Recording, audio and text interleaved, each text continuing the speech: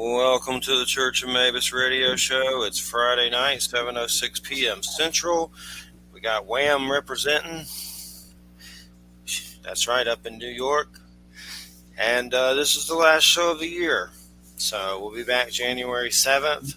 Had some great guests.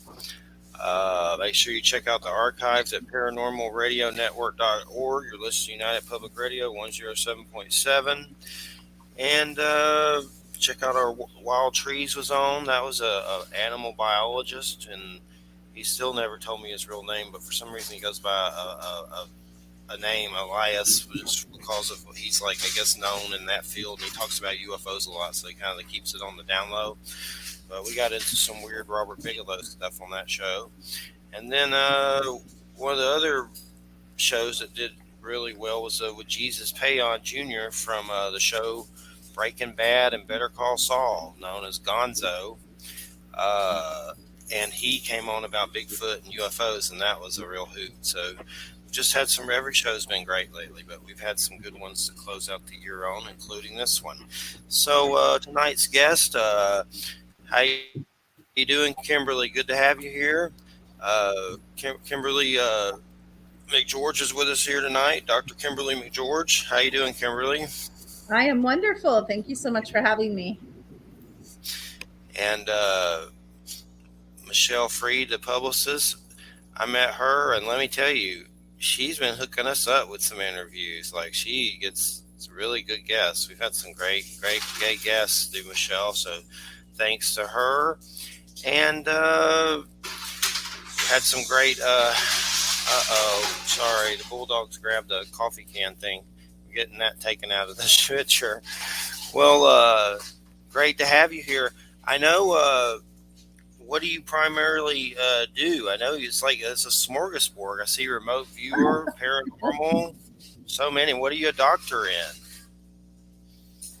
Sorry, all of a sudden you started the show and the spirits start going through my house and my dogs are like looking all over. I don't know. You're stirring something up in my house. Okay, that's an aside. So there's pretty much little I don't do in the psychic, paranormal, consciousness, frequency, energy, healing, naturopathic world. So whatever you want to talk about, I can probably go there. And I live in a habitation spot with Dogman, an ancient galactic cat, and Sasquatch, and also little people, fae, trolls, so we can go that way too. Whatever way you want to go. Definitely. And just to give you a little background about me and my contact experiences, because I know you said you could let me know some info on that possibly. When I was 17, I had testicular cancer, and I went through chemo, and basically woke up from exploratory surgery and heard, Jeffrey, we took one, and you got to go through chemo. And tears ran down my face, and that was at 17. I went through chemo. I'm fine now, but I had to go through all that at a young age. And then a year or two later, my dad died, and I started having all these weird experiences, and from seeing beings of light leave my house in Florida here, like they were in it and just flew out through the roof and left, and seeing them in the heavens. I saw one on a cloud top, just golden beings of light, and there were witnesses and also a lot of UFO stuff. And I've seen a few different kinds of beings. Never really heard of any gray stuff until this house here. Maybe there was, and I just don't know it. But here there was definitely some gray stuff that I've seen. But that was the first time really I've had any kind of contact with those or seeing them, where you're aware of it or whatever. But a lot of the UFO stuff was over every house I moved to. It was like it followed me, and then it led to doing this show.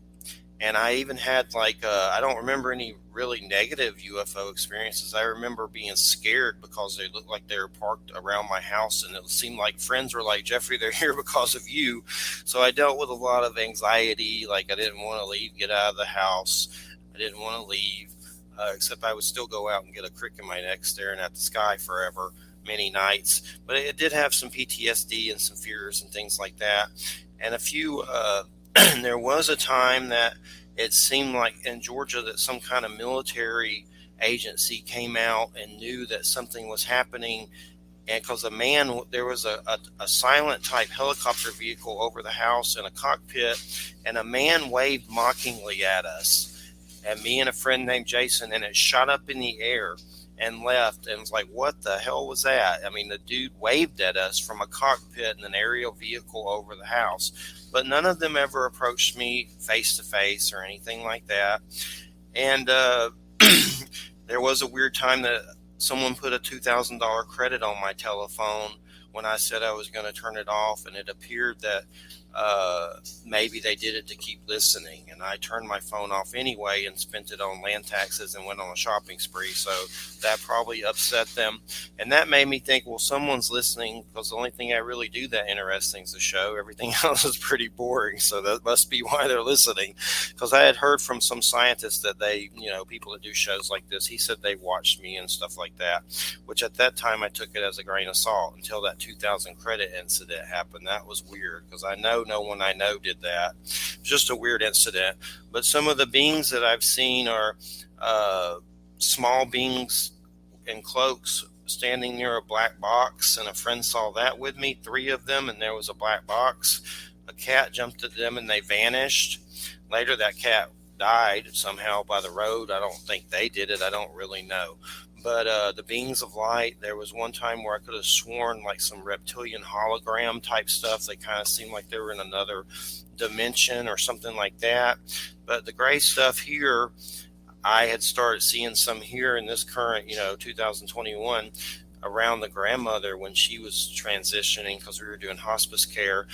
Sometimes I can let the white light of the sun fill my body when I close my eyes, and I'll walk around the house, and it's almost like it gives you some kind of vision or different, and it seemed like I saw a gray standing in her room, and it was surprised that it saw me, and it kind of leaned, at the door.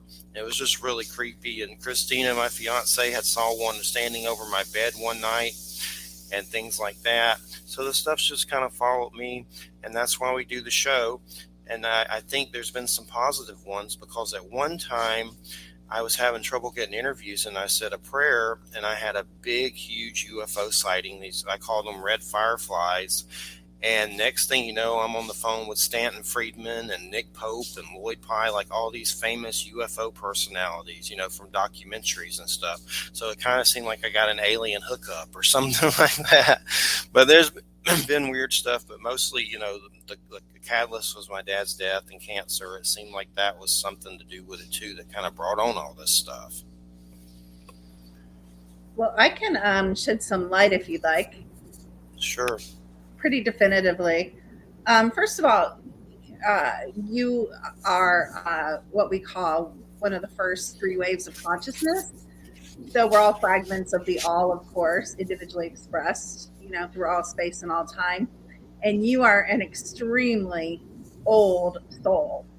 So your knowledge base, your psychic abilities, your frequency is higher than the majority of people. And there's a lot of non-people, of course, too, Sims and clones. But as far as the real people, you're very, very old. So almost everyone that is your age soul is at least being taken by the military and in the, I call it the not so secret space program, mockingly, of course, they love that. But you're absolutely 100%. You have a super soldier frequency. So you're a super soldier. You've been a super soldier, not just in this lifetime. You've been a super soldier they have trillions and trillions of dollars invested in you. So this is in every lifetime. You are also accessed and used in the SSP programs. So it didn't start at 17. They began abducting you under the age of 3. You've been abducted your whole life, both in daytime through the kind of technology they have. They can freeze time and take whole towns. They can take individual houses, and they can take whole states. They can take whole countries. They actually have photographs that are out there. You've probably seen them if you're in the UFO community. Some of these photographs with these little lights in the sky, and upon closer examination, they're like people wearing bed clothes. Have you seen some of those pictures? They have like thousands of little lights on their tips, and they're just pulling them up like a tractor beam, and they're like wearing their bed clothes. So you're abducted both in body, So they actually take your body, and they also transfer your consciousness into multiple clones. These clones work for different programs and different corporations, which I can tell you in a few minutes. I can pull those up. Corporations you've probably heard of, like the Umbrella Group, Monarch. We've heard of these big corporations. Um, Yes. you work probably Kruger. We can find out for sure in a few minutes. I can look, but I know one thing I'm remembering is okay. some pyramid black craft over some power lines, and this ball of light came out of it towards me and a friend. And he doesn't. I would ask him about it later, and he doesn't remember a thing. And the dude was like right there with me, and we both saw it. So that I was remembering that as you were saying some of that stuff. Which, Interesting. Yeah, I'm sure your memory wiped, although you seem to have retained quite a lot of memory. Again, a reflection of how old you are as a soul and able to probably outwit some of this technology. Probably if you were sensitive and looked at your body, you'll often wake up with bruises. A lot of the signs are like fingertip bruises, like somebody's grabbing you from standing in front of you. The bruises are like that. Or needle marks. A lot of times they'll do the upper shoulders, both upper shoulders, and and I'm sure your fiance could definitely, if you started paying attention to your body, I am absolutely sure you have signs of being regularly abducted. Um, she has stuff like that sometimes too, and she has gifts. So definitely. oh yeah, I mean, I'd be interested, even off air, if you want to send me her picture. I can tell you, what she's involved in as well, to what extent okay. too. Well, I'm definitely, I mean, I've had a lot of weird stuff happen, and I definitely feel weird as hell all the time, usually, so I'm not ruling anything out. And there have been some craft that have been very low to where you're like, did I get taken? But I really don't know, but maybe I did. But there's been some weird situations, like too many times. Like it seems like they're, parked over.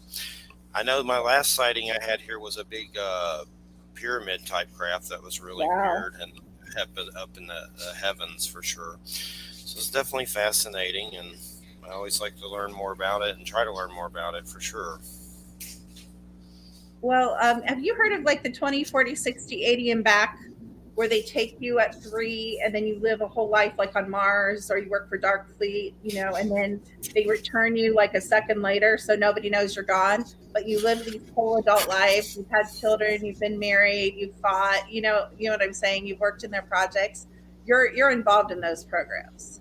You've been age regressed even with their technology in this body, in this life. So that's why you're experiencing all this weird stuff. You're a highly valued asset of multiple corporations as well as the military. I have interviewed Laura Eisenhower a long, long, long time ago, and I know she had a story like that. I know she's a relative to President Eisenhower and all that Well, stuff. of It was one of course. my Yeah. early interviews, back in the Bloodline. day. Right. Yeah, even if you don't believe it, it's interesting. You drop it in someone's field and then they start putting pieces together, and they always get a hold of me like 3 months later and they're like, I think you're right, but sometimes when you first give this information, people don't, it's okay if they don't receive it. It doesn't change anything. People are like, how do I stop it? I'm like, you're not going to stop it. I mean, you chose to come here. It's part of the game. Yeah, I'm not ruling anything out. I mean, a lot of the stuff Michelle told me here, I was like, okay, but I mean, some of it seems like I've seen proof of weird stuff of it. Like they said, an interstellar demon was here. At first, I was like, what? Not really. But I mean, Oh, there's been weird that's stuff. They've said they've removed some whoa, stuff. So sometimes that's it's a like big you have this time. kind of try to be open, even though part of you's like disbelief. So I try to, Sure. be fair with everything, Right, right. Sure. And I do wonder about multidimensional type stuff when you're in different realities. And there have been times where I've basically looked into the heavens and seen beings of light everywhere. And I've kind of compared it to one of those Sims games. It's like there's a reality around the earth. Maybe that's where we go when we die, like a staging area for the dead or for whoever. Maybe it's where we project when we sleep. I've looked into that and seen those everywhere. And Yeah, I have completely. access to that too. I've seen that too. I believe that's the fourth density or the astral realm. So a lot we do go there temporarily, a lot of spirits, and some people stay there permanently. Some beings choose to stay. It's not a very pleasant realm overall. There's very few positive beings in the astral realm that stay there. They might be wandering through, but I wouldn't choose to hang out in the astral realm. That's not the best, most amazing. And that's why you get a lot of these stories like you're talking about of these haunting ghosts, because it's the lower frequency beings that don't know who they are, remember who they are. They don't know that they have options when they die. So they stay in the astral with the other people wandering around with no options, and they tend to get into some mischief. Yeah, there's been a lot of strange things here for sure. Like, I mean, one night something hit our bed, and I thought something fell off a shelf, and I was up looking for a flashlight. There was nothing there. There were no pets in there. It's like something just goes Wow. boom and Common. hit the bed and freaked us out for sure. Yep. And uh, and I've done this show for 13 years. I have books on Bigfoot, Wow. aliens, and Wow. a lot of the books are just interviews with people, transcripts, like written interviews. But I have a lot of Yeah. that stuff, which probably attracts attention. I know one time Joe Resnick, the scientist, said they were watching me and they didn't like me because I wasn't patriotic, and they know how many times I flush the toilet, and I should say "God bless America" after every show, which, you know, that's not something I'd really do, but maybe once in a while, God bless America, but after every show, like Colonel Bradshaw, I'm not going to do it probably. But there's been some weird stuff. That's when that credit happened, around that time too, when he told me that. So that was kind of creepy. Well, For sure. you know that a long time ago, I don't know if it was the 80s or 90s, but they had that movie Enemy of the State. And they Yeah. show us in that movie, and also what's that? There's a series called A Person of Interest. They show us their technology in those types of shows where they have all those little screens and the faces. I mean, they know you can't sneeze and they don't know. I mean, they know where you are in your home. I mean, a lot of us have, direct satellite weapons aimed at the whole population, mind control, mind wiping. I mean, they know where we all are. I mean, I'm under no illusion. It's funny because, the whole targeted individual gang stalking thing, definitely that goes on in my life. But I'm not one of these that thinks I'm the only one. I mean, we're all being watched, we're all being monitored.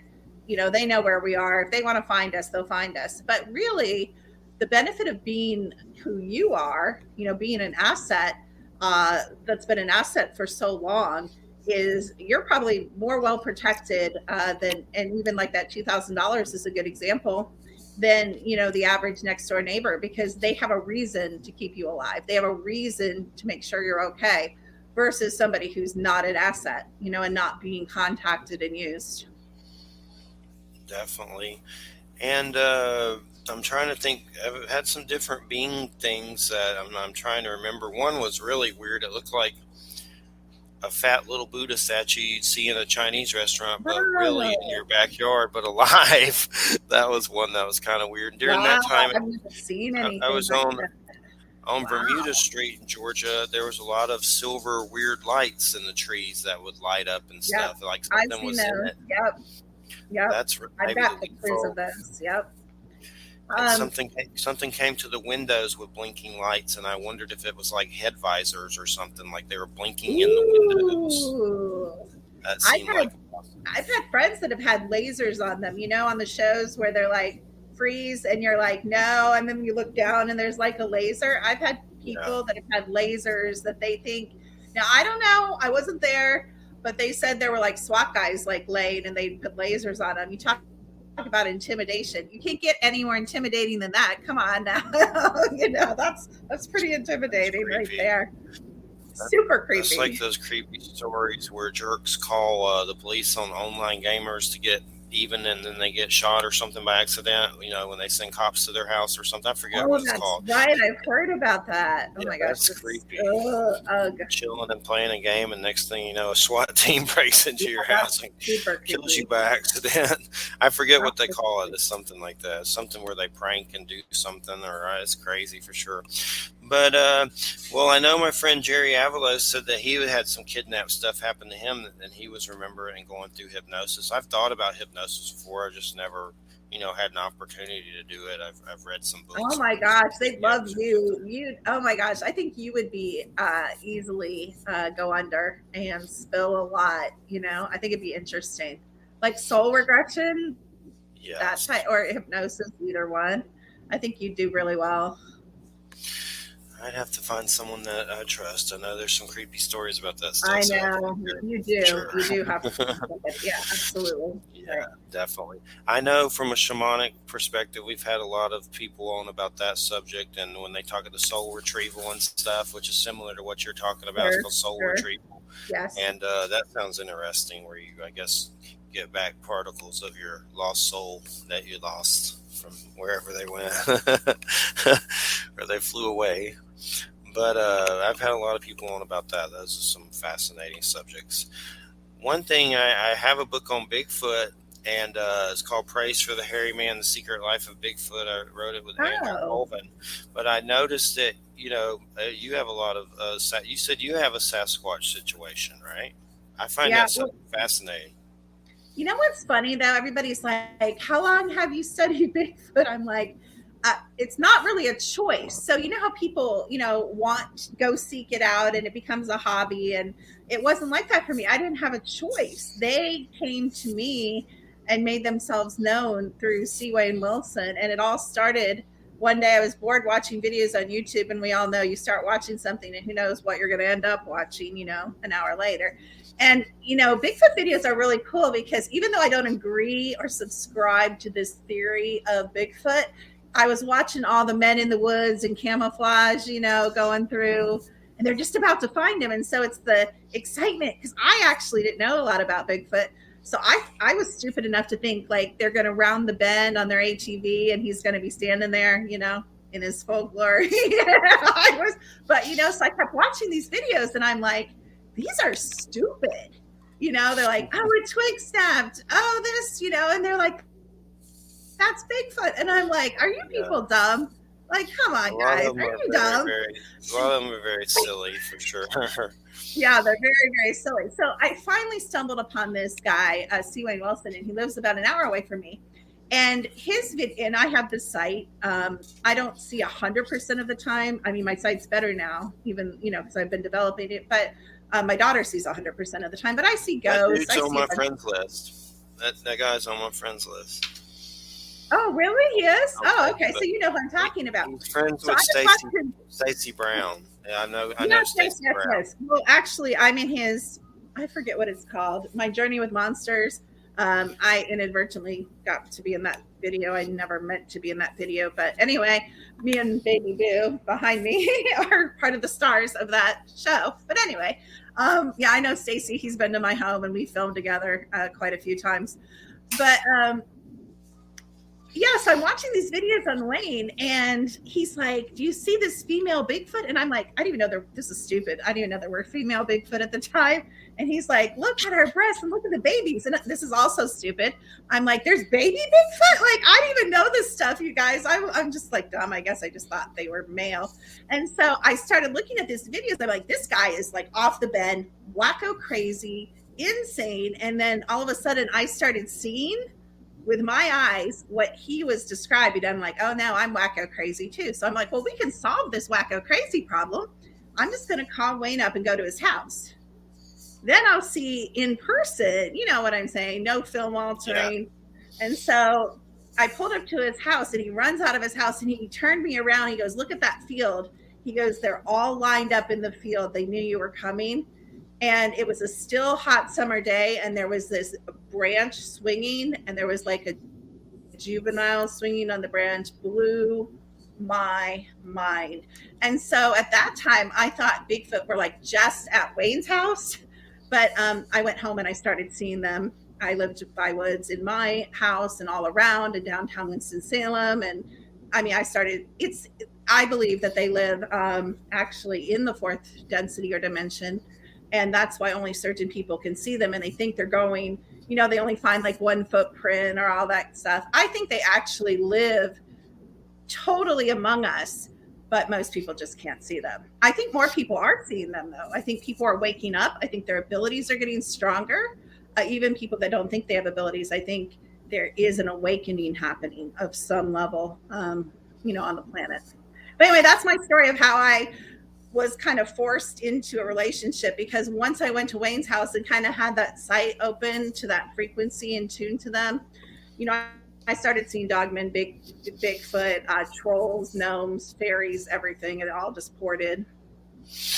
I've watched the trailer for his movie, and I know at first it does kind of seem like this dude's wacko, but then you really, I guess, get into it more, which I try not to be that judgmental, but that's the way they kind of present it at first in that documentary, sort of. So I didn't get to watch the whole thing, but he's on my friends list. Stacy's been to my house too before, and we've hung out.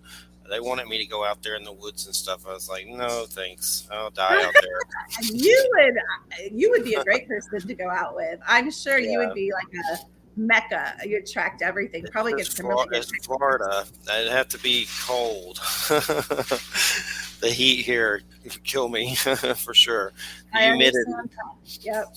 It's like Vietnam. I've never been tempted to go to Florida because we have heat here and it's moist enough. But I heard like Florida's really humid. What state is that? That's where that Wade lives too. Yeah, North Carolina. Mm-hmm. North Carolina. Okay. I may have whitewater rafted through there one time with a church or something a long time ago. I passed through on a tube. I love whitewater rafting. It's fun. When I was young and stupid, I went on the Snake River in Wyoming. That's a trip. That's real whitewater rafting there. Yeah.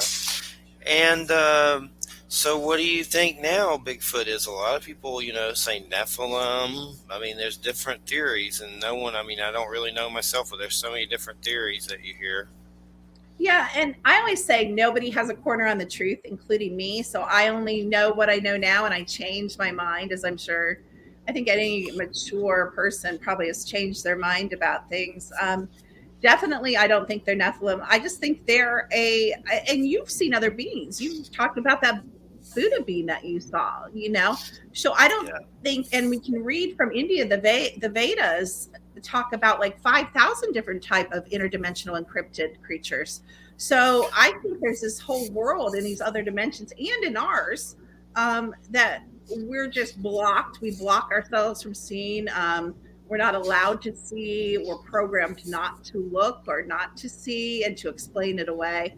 I don't think the powers that be want us to activate our psychic abilities and realize how powerful we are, because we create our own reality. And if we all turn on our abilities and realize that we can run the show instead of them, this game changes. So I think they do everything they can to stop that from happening.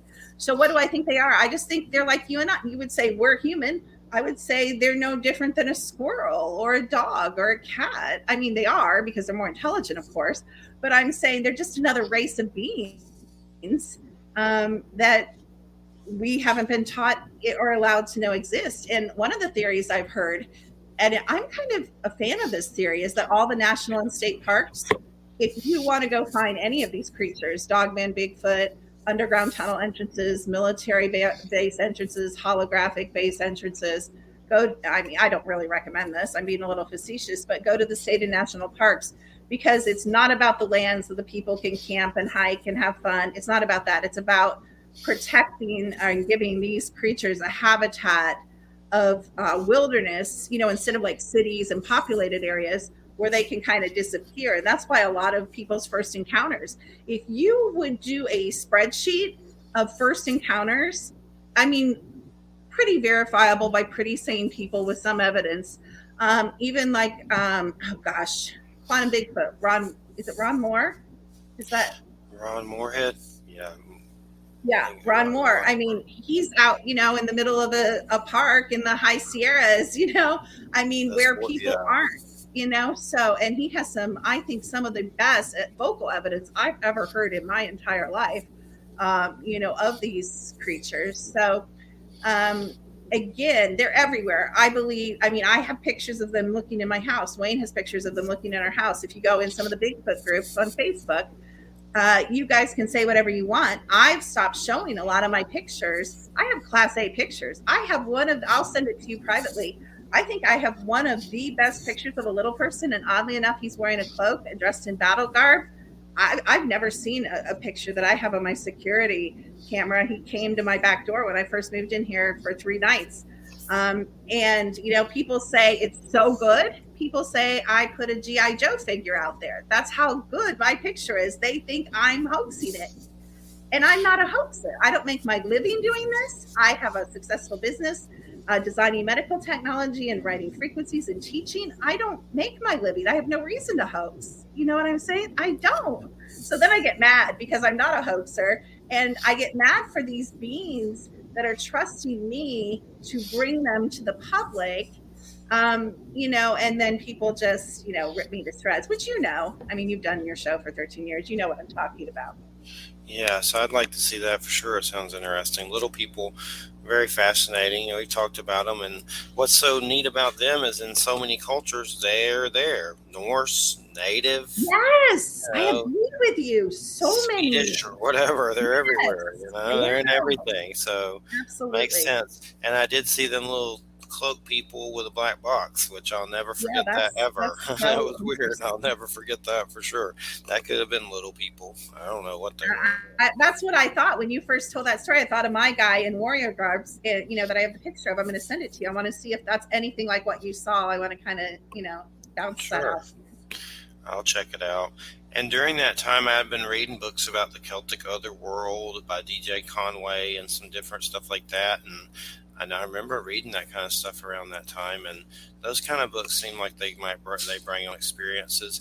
There was one night I had been reading that DJ Conway, Lord of Light and Shadow, and there's actually, this is kind of a weird. I know somewhere in it there's this weird like sacrifice thing where this is kind of weird, but they Right. do something like a Wicker Man kind of thing. I don't know if it's Okay. that bad, but it has something to do with a king losing one of his testicles. I swear to God, I read that, Oh and I my was like, gosh. and I had that happen at 17, so that story just was kind of weird. Good.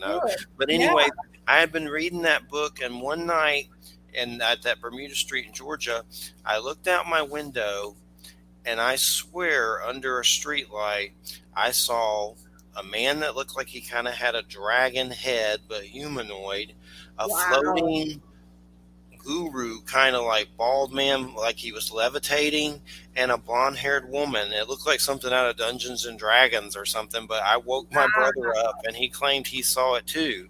And they were Wow. just standing under the street light. And that's one of my weird ones. I think I talk about that in Kim Carlsberg's book, one of my book. There's a book with my Were experiences they written in there. But that What were was they doing? Were they looking up at you or were they just there? Like, do you think they were in another dimension or do you think they were in this dimension? Do you have any impression of, I think they what were in another dimension, or maybe they were just popping into this one so I would see them. It seemed like they were there so I could see them, maybe because I mean oh, I so they don't. were there for you. Okay. I mean That I was don't your really know, impression. but that's my impression. I mean it was just one of those weird things, and it's Man, strange I when. used to hang out with you. You need to come to my house. You have the site. You'd be like, I'll tell you everything that's here. They'd come knocking on the door for you. I love it. Mine's I've seen some things lately, but it seems like it's calmed down some, and then a lot of times you don't really want it to. You're like, I want to see stuff, and then you don't. So, I mean, I guess there's been some stuff here with the gray aliens and stuff, but I like my light beam ones. I'm more comfortable with those. Not big, tall, weird mantis gray aliens. Oh, yeah, the mantas. I don't like the mantas. There's a lot of click. They make clicky noises. The mantas used to be around me a lot when I was young.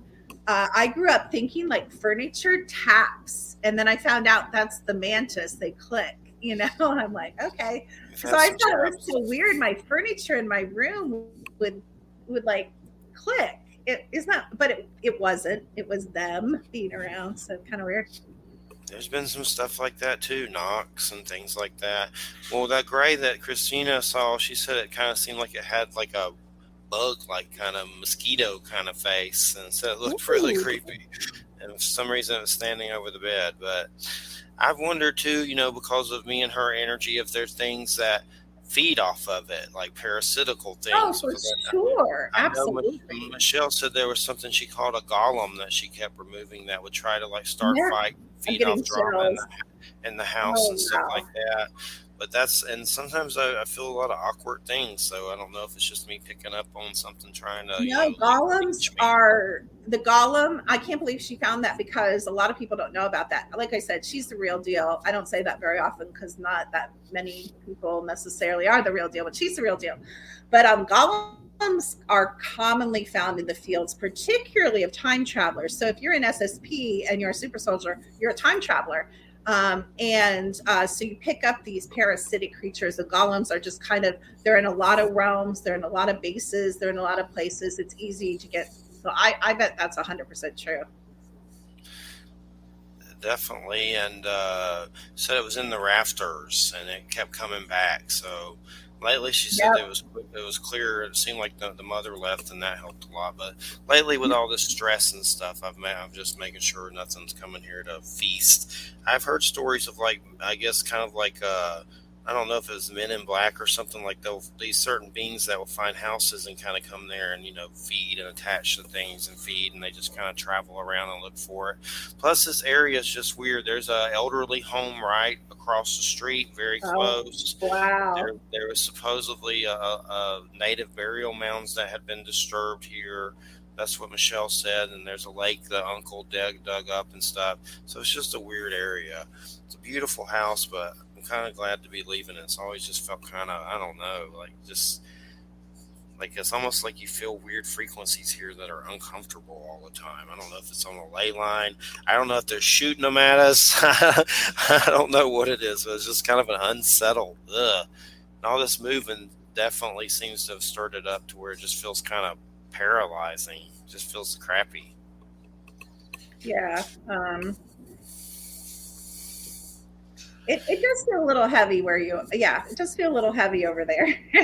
I just think there's a lot of energy. It's not necessarily, as you pointed out, all negative, but is it an older home though? Because there's a lot of, frequencies layer into the walls. So, for example, a brand new home is going to have less layering, of course, than a home that's been lived in, because every single word that's spoken, every single sound is a frequency and it all gets stuck in the walls. They have technology they've had forever in the spy world where they have these machines and they used to draw, have their spies, go infiltrate and they can pull out any conversation, and they can still do this just faster now. But they can pull out any conversation anywhere by the frequency of your voice. So anywhere you've been, they can go there, like the post office or the grocery store, and they have your frequency. They just have to like dial it up and they can pull out every word you've ever, because you have your own individual frequency of your voice that is no one else's.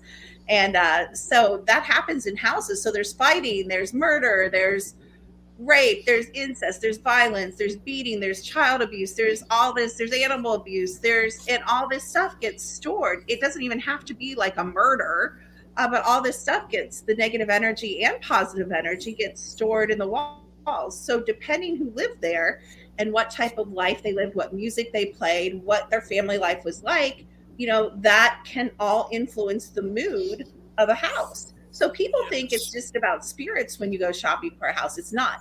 The house has its own frequency, its own energy. It can be neutral, positive, or negative. But a lot of times people are misreading and thinking it's just the spirits. And then, of course, if you're in a negative house, like possibly you are, it feels pretty heavy to me. You're going to attract that negative frequency, is going to be a beacon to the vampiric, parasitic, darker energies. And then Yes. we haven't even talked about portals. So a lot of times, and you're a person that can open portals because you're a time traveler and you're very powerful, way more powerful than you know. So you can inadvertently open portals. And again, there's neutral portals where both bad and good come through. There's negative portals where only negative beings come through. And then there's positive portals where only positive beings come through. And it feels like, I don't know if Michelle said this, but definitely there were some portals open in that She said home. there I was don't a know if portal. There was a portal for sure. yeah. Michelle said that here. Uh, definitely, definitely some weird stuff here for sure. That just feels weird. Like, I don't know.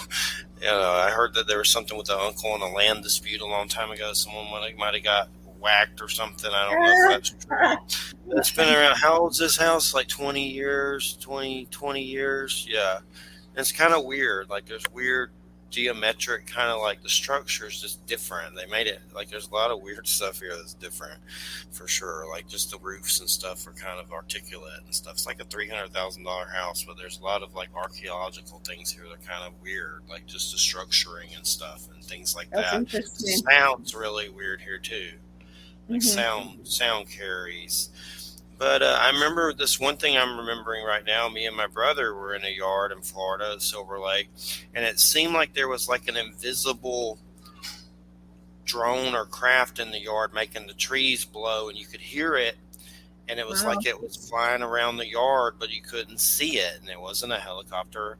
It Sure. wasn't someone with a neighbor with a drone or anything. It was something like almost stealth in the yard. And I remember that just recently. That was kind of creepy. It was like there was something in the yard, but you couldn't see it making the trees blow, but you heard it.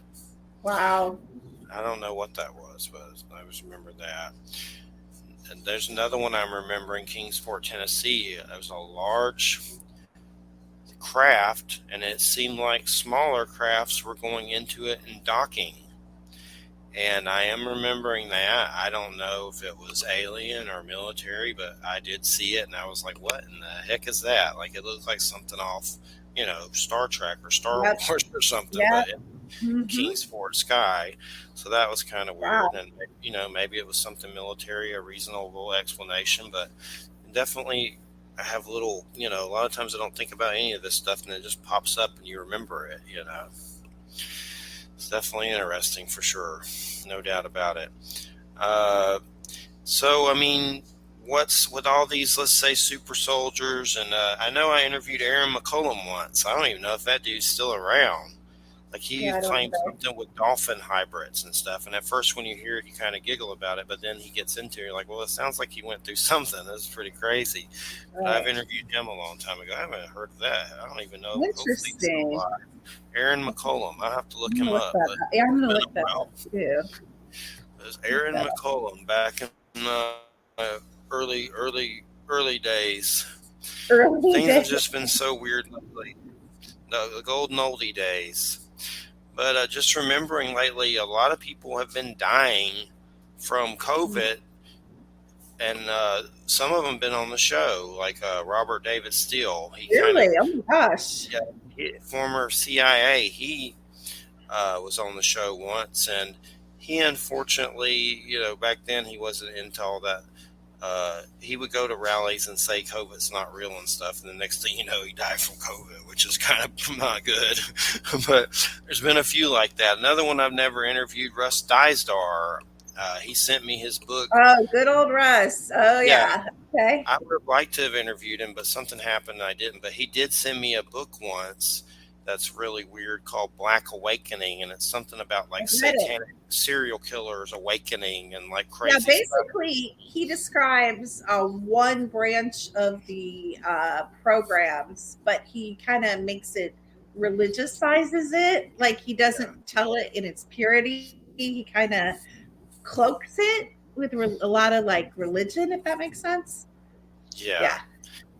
I think said weird anti-COVID stuff, and then he died from it too. So it's just kind of weird how that happens. But I would have liked to interview him. But that book, I never read it all, but I knew a little bit about it, and it was definitely creepy. It was like satanic serial killer terrorist cells awakening or something crazy like that. Which there may be truth to that with shooters and stuff. That's the whole book. You just said it. Yep. You said it. Yeah, Yep. it's Yeah. definitely creepy for sure. But I mean, like when a shooter awakens and does crazy stuff out of school, that could be considered that, or whatever, just weird stuff like that. But Scott Mortis passed, and I don't think he was anti-COVID, but I don't know if he died from COVID. But he was on about lake monsters and stuff. It's kind of sad that he Oh, passed. that's interesting. Yeah, Oh. he would go out there and hunt them with his boat.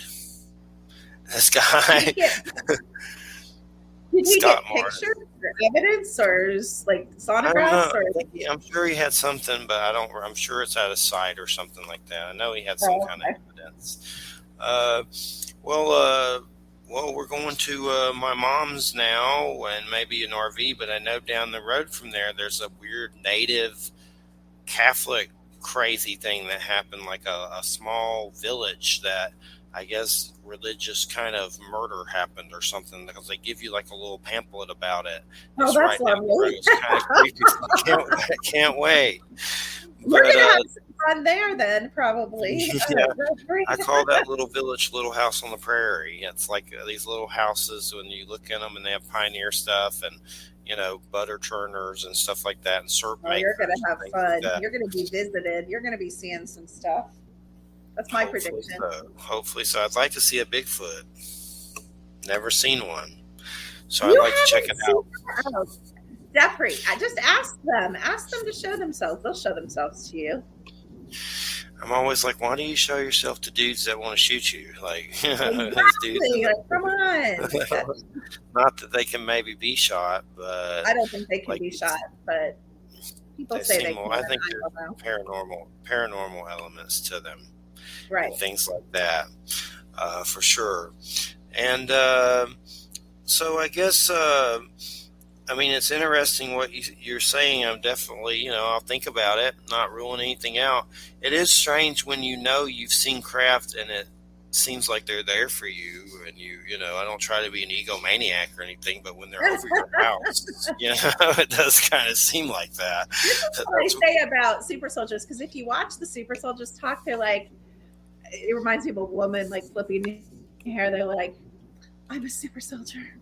I'm so important. I'm so amazing. And I just did a video about this. I'm like, you poor thing. If you're a super soldier, you've been tortured, you've been used, you've been abused, you've been mind wiped, you've been augmented, there's nothing. You've been raped. You poor thing. You shouldn't be out there being like, I'm a super soldier, because there's so much trauma with that,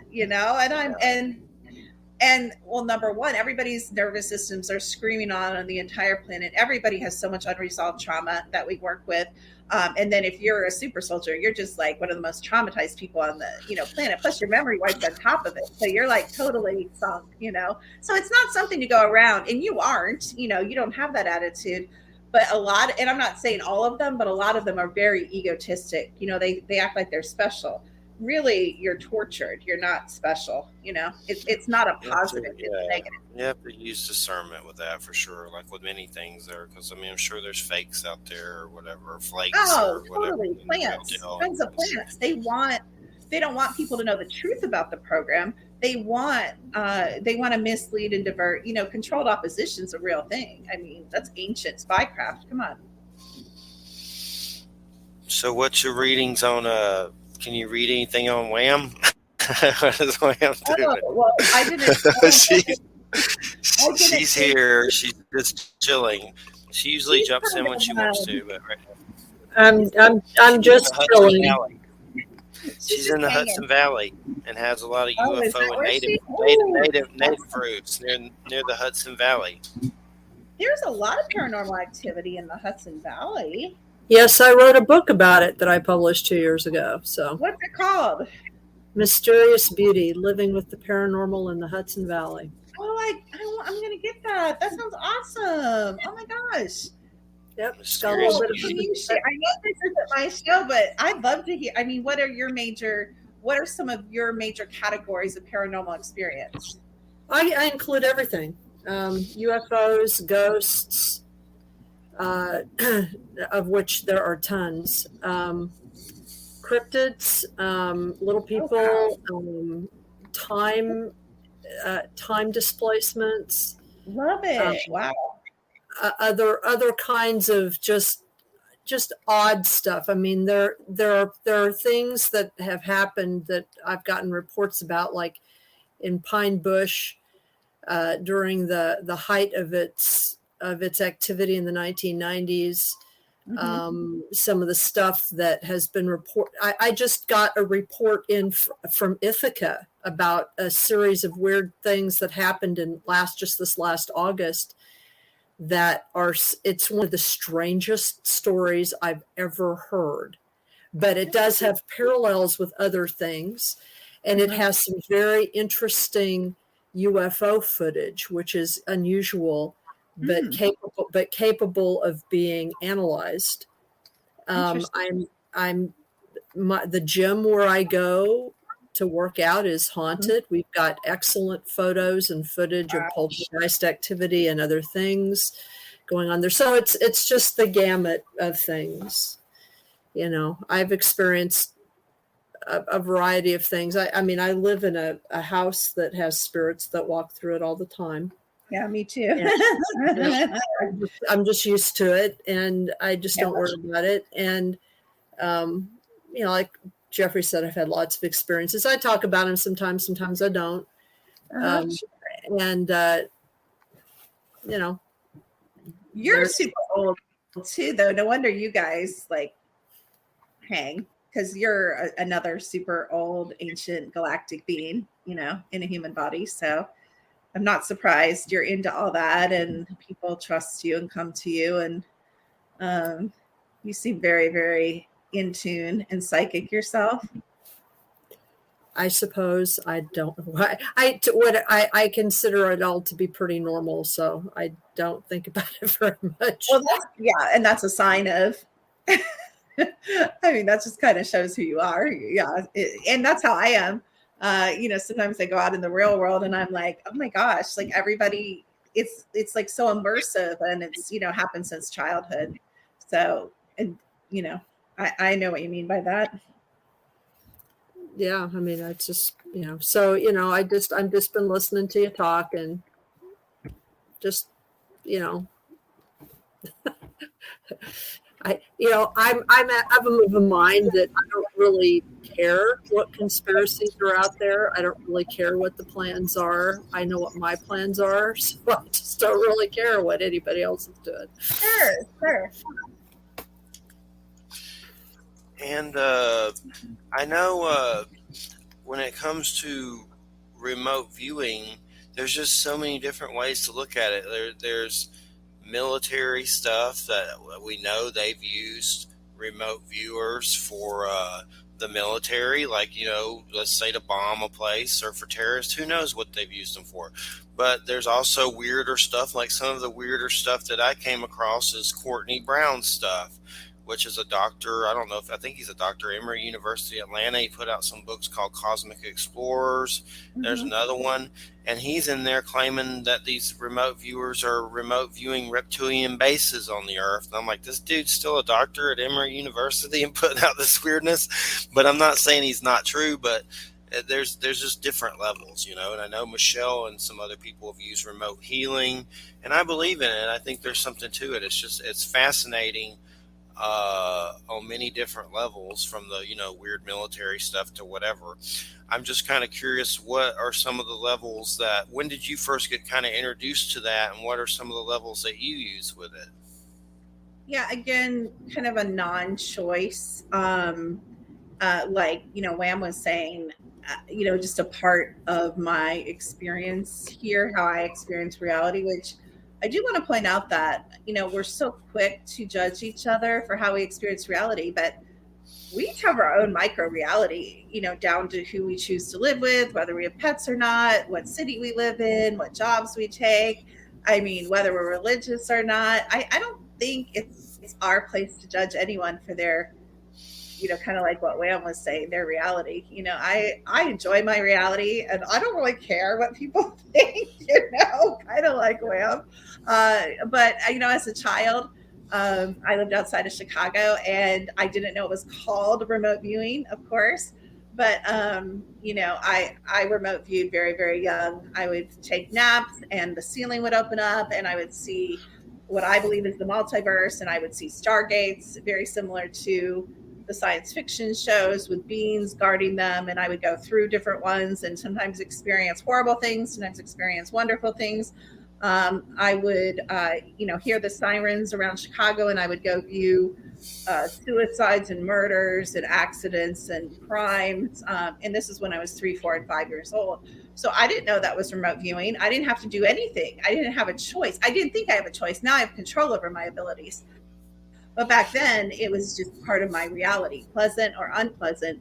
It was just what I thought everyone experienced. I thought everybody experienced reality like I was experiencing. How do you know? At 3, you are your own universe, which is actually how it always is. We just get programmed out of that belief. But, you know, so I didn't know there was anything called remote viewing. I didn't know you could learn remote viewing either. I mean, I know now, of course. And I've taught remote viewing the military style way like Michelle does, but I just still use it. I just go there. There's no method. What were some of your helping the police experiences with remote viewing? Now that wasn't okay. That wasn't remote viewing. That was more psychic abilities. That was more, well, I guess it was remote viewing, but I don't, kind of in a combination of like knowledge, just knowing where to find. I can't explain how it happens, but I would know, where to find things or where to dig or where to look or what area. Just psychic abilities, I guess, what I would consider normal, psychic abilities. But I developed quite a reputation on campus, and I happened to live in an area when I was in college that had a lot of occult crimes. And in the 80s, they were just experimenting and beginning very low budget with the occult divisions of some of the bigger police forces, including in Chicago. And so definitely not, a high paid or fame type of, ghost whisperer medium type of thing. More like, hey, could you come and look at this for us? Very down low, very casual.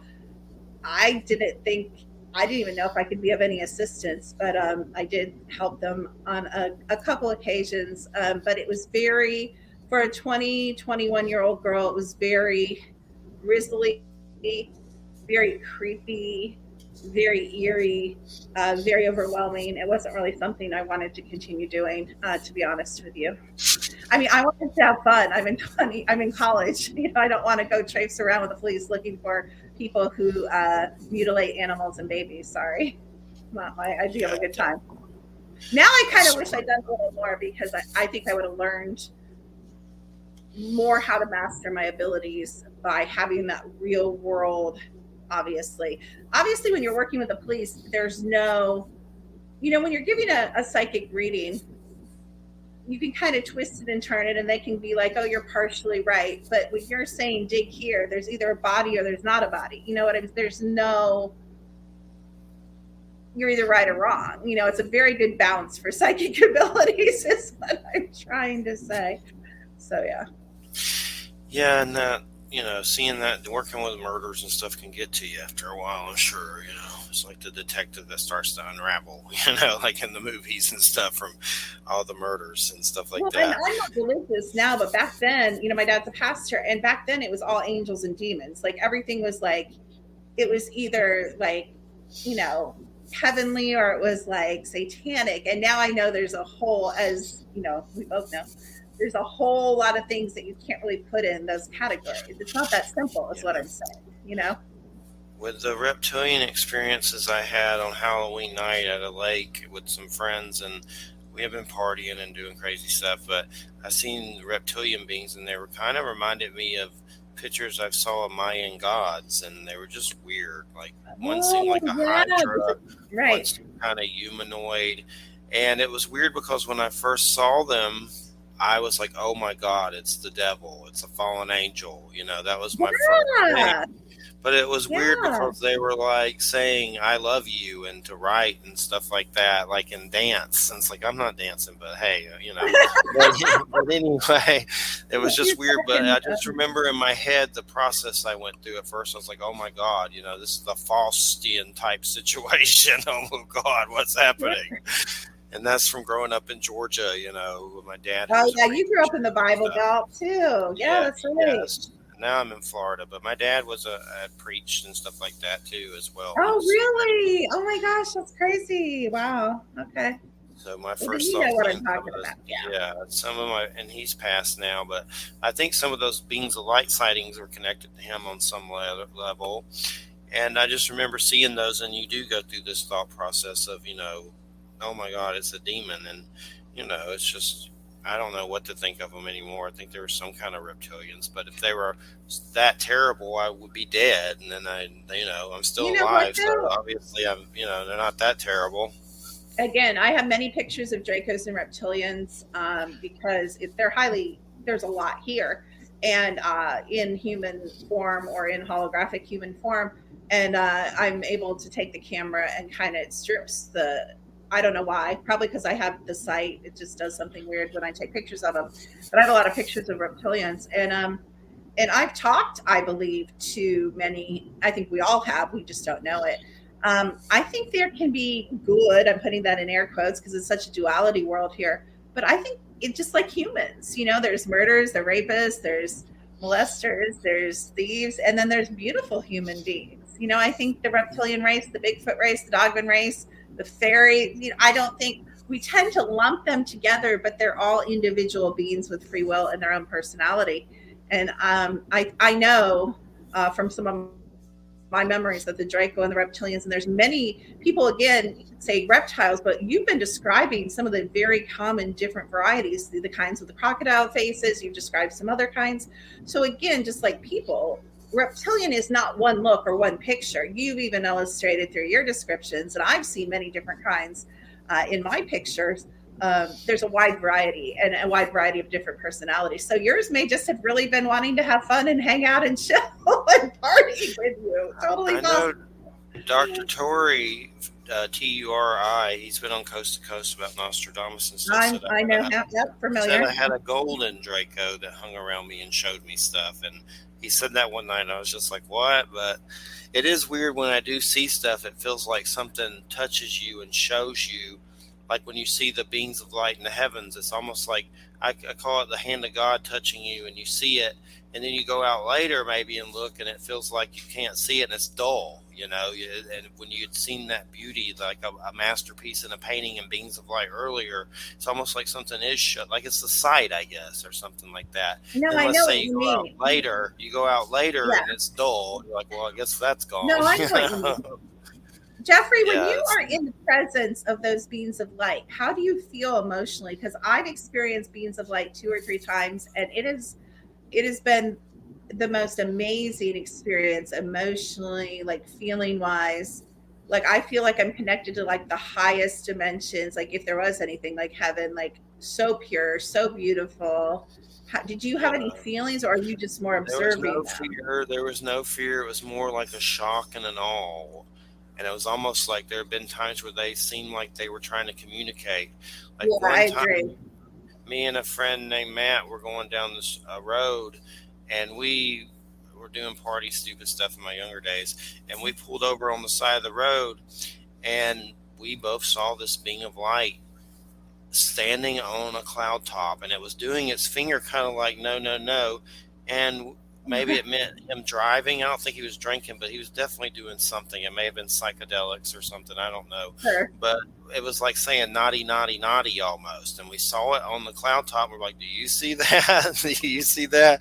It's almost like, Dumb and Dumber or something. but you see this big, giant, being of light just standing on a cloud top. So I've had things like that, and it's an awe. Like I've never really felt fear with those. It's more like just this weird, surprise or shock, like a good shock, sort of. But Right, like weird. a powerful presence. Yeah, yeah. Yeah. Right.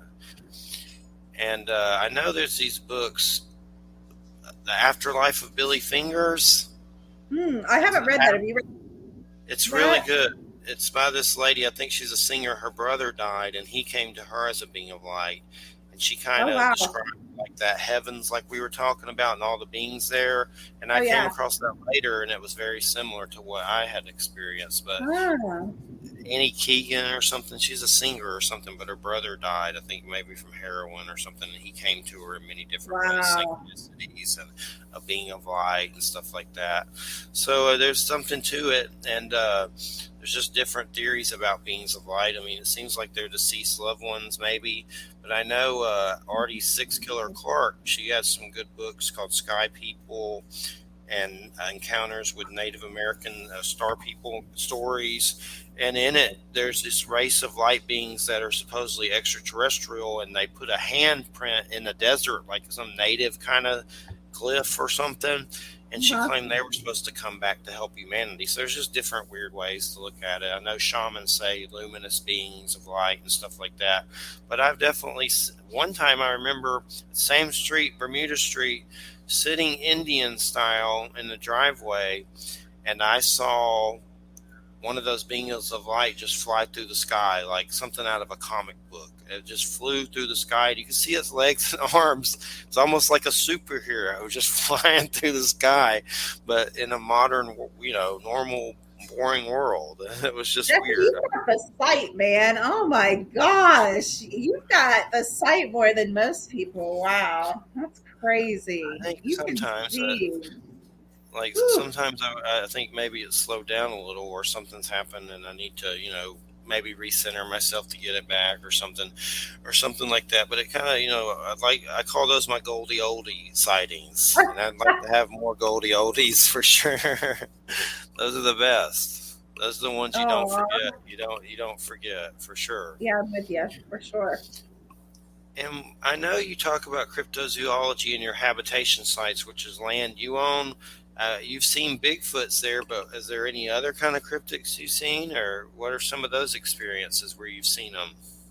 Yeah, it's so interesting because before I had this land a long time before I built my house on this land. So I would come out and explore and take pictures. And Wayne and Stacy have been here too. We had when Wayne and Stacy were here, we actually had a really weird experience where we were looking through the camera and this white cross rose out of the woods, and we actually have it on film. It was the craziest, weirdest thing. I have no idea what that was about, but so we have really good footage here. It's always been really magical, and it's at the base of a mountain in North Carolina called Hanging Rock, which is a quartzite mountain. So my house is basically built on 4 acres of quartz. So I think that's partly why we get so much activity here because everybody knows. Well, I think everybody knows. Quartz opens portals. It has a high frequency. A lot of beings are attracted to that. But definitely the dogmen travel, with the Bigfoot. I believe a lot of times you're going to find those two beings running together. So we have a lot of those. Like I told you, I have the little people. I've seen. I just got my first picture on my security camera of a gnome or troll. I'll send it to you and see what you think it is. Um, I Yeah, used I used to. I have a video about 5 years back at a house of a troll playing hide and seek with me. He woke me up in the middle of the night with some kind of mind to mind thing, and I kind of sleptwalked to the front door and took film of him peeking behind the garden pole and playing some weird psycho game of hide and seek. And I was like, I'm going back to bed. This is super creepy. I find the trolls a little. I don't know if it's their appearance, but they're kind of creepy to me. What else have we seen here? Oh, and so my daughter told me, the one that sees like you, really, really well. She said, Mom, there's an ancient cat and it's not necessarily good. And I think I just got a picture a couple weeks ago of it. I can send that to you too. But it kind of prowls around. It kind of passes through and then passes through. It doesn't really live here. But I have all sorts of structures. I have about 20 structures, and new ones appearing all the time. Um, the typical structures you see with the bends and the crosses and the teepees. yeah. We have a lot of beans. I don't know. Just like you see a lot of beans that you don't know what they are. I see a lot of beans I don't know what they are. Just to be honest with you. Well, it's interesting you say troll because I know there are goblins and trolls and stuff, and the fays and stuff, and a lot of those kind of seem kind of like grays or something. Like a goblin could That's be a a good gray point. alien and things like that. It's just Good point. interesting how these beings have been around in different cultures for so long, and it could be the same beings that you would think are aliens now or fae, in Ireland or I whatever. didn't even think about that actually. Hmm. I know some ufologists have brought up stuff like that, and things like that, like the fairy mark and stuff like that. Like some of the fairy Hmm. phenomenons very similar to UFO phenomenon now. Very similar for sure. There's some similarities, no doubt about it. Yeah, that's super interesting. And then of course, like Wham, I have a lot of ghosts. I'm just so used to it. A lot of shadow people. A lot of weird crawly little beings in the house. Yeah, lots of weird stuff here. Well, what do you do to center yourself with all this stuff? I mean, is there certain techniques you use with your energy? Like, let's say something's parasitical or something that you don't want to Oh, feel. that's What do you good. do? That's a good question. Yeah. So, well, I kind of have a little bit of a ritual, and I've experimented with a lot of stuff. So a lot of people burn sage. And I did a video about this. I think black sage has a higher frequency than just sage. So if I burn sage, I'm going to burn black sage. But I get up every morning, not every morning, but I try to. And I usually burn either dragon's blood resin or frankincense resin because both of those have a really high purification kind of like frequency. And at least temporarily, I start out with a house fairly clean. Uh, from the night, what might have came in while I was sleeping, I kind of want to drive it out. I have a lot of, I make organite. I have a lot of organite, which I feel really kind of grounds, at least the organite I have seems to kind of like ground my energy, as well as provide a measure of protection. I really, with our technology, we're able to scan land and homes.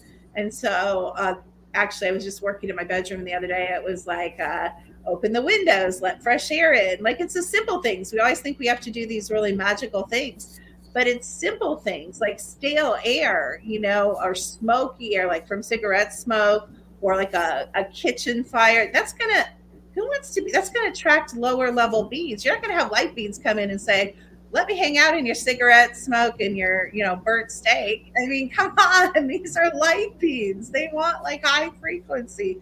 So a lot, all that stuff about feng shuiing your house and making sure the energy flows, getting rid of junk.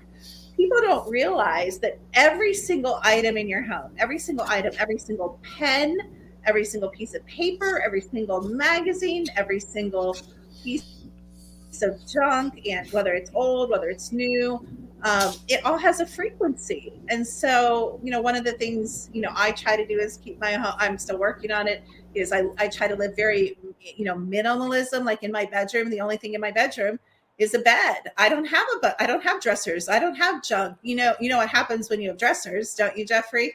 You fill them up with junk. When you have nightstands and dressers, I would love to go in someone's home that had an empty nightstand or an empty dresser. It's not going to happen. The bigger the house you get, the more you fill your closets, the more you fill your basement. It's just like the nature of things. But we encourage the opposite. We encourage, like minimalism, keep your house clean, keep your house mold free. Mold is actually sentient black goo. A lot of people don't know that. They think it's like its own thing, but it's related to the whole black. I don't know if you ever talked to anyone about the AI and the black goo and all that, but mold is a member of that AI group. So, and we're not just talking black mold where they condemn your house. We're talking all types of mold.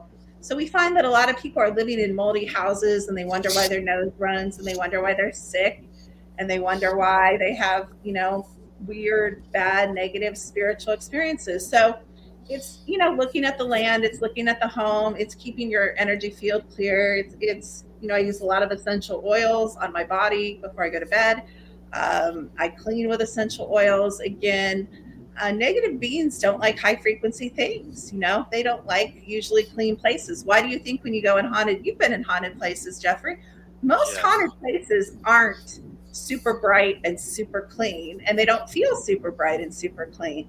Although I always say you'll find just as many spirits in your local Walmart as you will in a haunted house, and probably more. So there is some, I think, myths about, where ghosts and, lower vibrational beings are. But those are just some things, plants, living things. Plants are living sentient beings. That attract more positive beings. I have a lot of plants. There's a lot of things you can do to, attract more positive beings and keep the negative beings at bay. Animals, most animals, are very high vibrational and older souls, and they'll watch your back if you keep things out too. Dogs, especially. Sure. Dogs. People think cats are higher vibrational than dogs. Dogs are higher vibrational than cats, though. And I've had both, so I'm not biased. What about mini pigs? Highest vibrational at all? No, I'm kidding. I don't know. They seem like mini pigs to me seem like tricksters that are just trying to mess with you somehow. Maybe you have a prankster in your pig. A prankster in your pig. Maybe something attached to it, or I don't know. Like it does stuff that I. Maybe you do.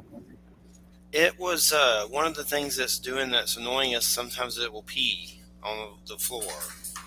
And then for a while, it didn't do it at all. But sometimes it seems like when it gets upset for a particular reason, because you didn't feed it, or we feed it all the time, but it wants to eat every second. But it seems like it does revenge stuff. Like the other day, I So was sitting here in my socks working, and suddenly I feel something wet on my socks. It peed at my feet on purpose to get even with me. Like it's vindictive. It's like a horror movie, this thing. I try to, see the positive, but sometimes, it drives me nuts. It really does. It drives me crazy. Christina loves it, though, so I'm not going to throw it in the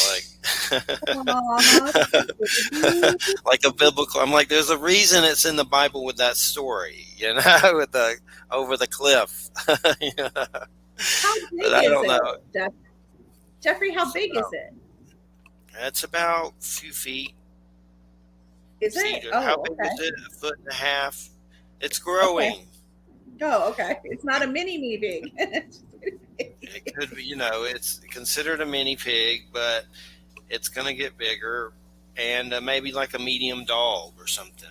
Oh, wow. Okay. But it just screams like it says "mama." It says Like you can mama? hear it. Mama, mama, mama. Oh, Like it wow. does it. Even the ladies at Jeffers who have them, there's a pet store, and all these ladies love mini pigs, and they're like just going crazy how cute they are. But hers does it too. It somehow when they make their noise, it does sound like it's saying "mama." I don't know if that's really what it's doing, but it sure sounds close. That's for sure. It don't say "dada." Let's just put it that way. Its name's Elvira, after Mistress of the Dark, Elvira. Oh, that's so sweet. It's a real pain in the ass, but I'm trying to think if you're selling me on a mini pig or you're not selling me on a mini pig. Don't get one. Okay. There's a guy on YouTube. There's a guy on YouTube. He says, "Don't get one," but he loves them. But that's I'm trying to love it, but it can be difficult for sure. And I don't know how it's going to be at my mom's there. That's going to be. How's it going to be? Yeah, how's it going to be in your new in your mobile home? Your trailer.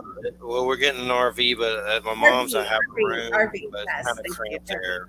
I don't know. I don't know what's going to happen with that. I'm going to have to put it on the roof or something. Tie it to the roof.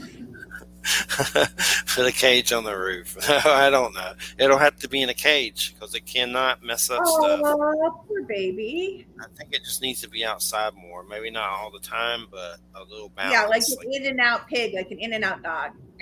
Yes. The lady I knew had a pet door, so something like that, or its own little area. And it can come in sometimes, and then sometimes it can be outside. I think that would be better.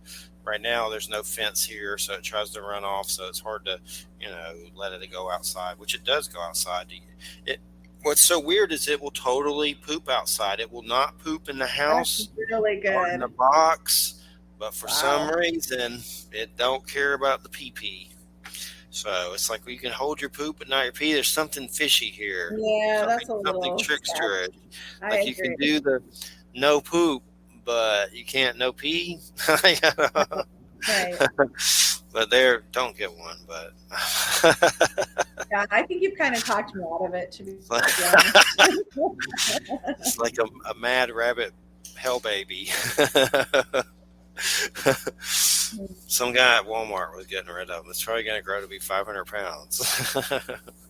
I heard something about some people advertise them as mini pigs and then they end up with a 500-pound pig. There are horror stories like that. I don't think this will be the case with this one. Good. I've seen some of those horror story videos on YouTube about that.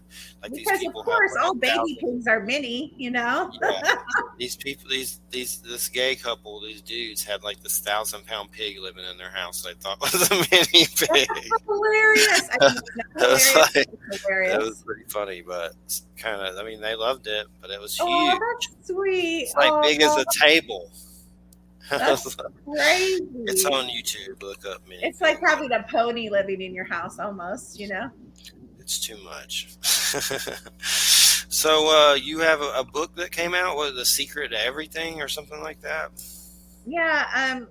I think last year I wrote a book on the immune system, and then I have old books on manifestation that I don't recommend anybody read actually, because I wrote it like, you change after 10 years. You know what I'm saying? Like what I wrote about 10 years ago, I should take them down because some of it's true, but I don't agree with all of it. I should probably just write a new book.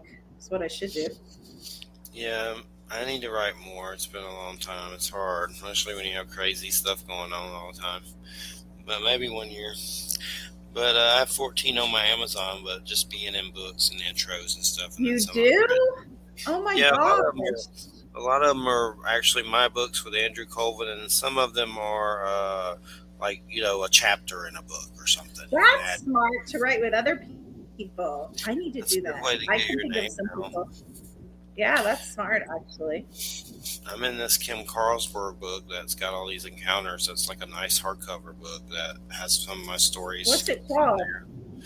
Let me look What's it it up. called? I'll look it up real quick. Okay. I love reading other people's stories because, like you said, it helps you remember your own. Sometimes I forget all the things I've done and experienced until somebody else tells their story, Yeah, it awakens you, kind of makes you remember stuff that otherwise wouldn't remember. I'm looking it up. It'll just take a minute, right? That's fine. I was just curious. I guess I could look it up. I'm lazy. Here it is: The Art of Close Encounters. By Kim Carlsberg. It may be one of those, unfortunately. Yeah, unfortunately, it's one of those weird ones that got kind of expensive over the years for some dumb reason. I hate when that happens. Oh, probably because it had like limited printing, and I don't know, makes it go up. Yeah, it's like $115 now. That's crazy. Well, maybe I won't be buying that. Yeah, yeah. Maybe there's a. I don't like you that much, Jeffrey. I know, right? 100. It's funny because I saw that RD6 Killer Clark. She's got a good Native American Star People Encounters book, and it's crazy price like that. Like I hate when that happens. It sucks. It sucks. It definitely sucks. But yeah, it's fun to write books if you can do it, or if you're Nick Redfern and can pump out one every 3 months. For sure. So Wade lives near you. His name's Wade C. Wilson, right? Wayne, like Wayne. Okay. Yeah, he lives about 45 minutes away from me, and we've done quite a few investigations together. I'll have to get him on sometime. He has great pictures. He has some. I have to say, he has, even more than his Bigfoot pictures, he has some of the best dogman pictures I've ever seen in my life. I have good ones, but his are better. I think some of my Bigfoot are better than his, but he has some of the best dogman photos. Seriously, like. If you want to see a good Bigfoot channel on YouTube that'll amaze you, it's called Breaking Bigfoot. Like Breaking Bigfoot. Oh, okay. It's from the guy from the show Breaking Bad. He was on Breaking Bad, and he's also on that Better Call Saul spinoff show. But he has a whole channel called Breaking Bigfoot. And I swear he gets crazy stuff that's like you can't believe how good it is. It's really good. Like you can see their noses and mouths and stuff. And this dude's an actor that's been in all kinds of different movies. I'm gonna have to look into that. Not to be faking anything or making anything up. How did he get into it? Did he tell you like how he got into it? Do you remember? Just kind of was out there and saw him. So he has the sight. He can see it. Okay. Well, that makes sense. But somehow he can enhance it on this computer, and he does just a really good job. And he gets UFO stuff, too. The weirdest thing he said, which this isn't that weird, but it just kind of, I guess, shocked me that this actor said this. He was aboard of a UFO, and he just said it out of the blue, and I had to do a double check and say, what did you say? But he also said that after that, Robert Bigelow, space tyrant, billionaire, contacted him and said next time he's on a UFO to draw the propulsion systems, which I don't think he ever did that for Robert Bigelow, but it's just a weird story about Robert Bigelow contacting this dude trying to, kind of a jerk. Gosh, that's kind of a jerk. Robert Bigelow's creepy. He's super creepy. I don't even know if he's human. He's like AI clone personality. He's weird. Yeah. I know Skinwalker Ranch, he owned that. He infiltrated MUFON and owned that for a while, and just hoard stuff. Like, there's supposedly his son passed away, and he went like on this kooky afterlife evidence alien thing, I guess from the trauma or whatever. I don't know how true this stuff is. It's just rumors I hear. But I also heard something happened to his wife. She passed away. We were talking about that on an episode, and it may have been from something paranormal that followed him back.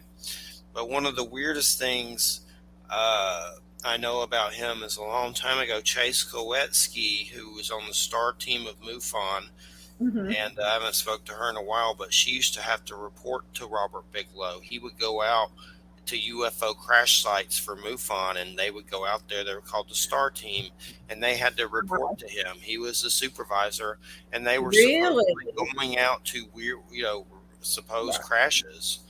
And she told me this stuff, and she really did work for them and was on the star team. And he had at one time bought MUFON, and then somehow he doesn't own it anymore. MUFON's always been creepy. I mean, the guy Jan. You know what? I knew, like 10 years ago, there were a bunch of people being knocked off, and I'm not going to say their names because I don't have their permission, but there's some pretty prolific people in the Bigfoot movement that got out of MUFON and started going the Bigfoot direction because their friends were killed being involved with that organization.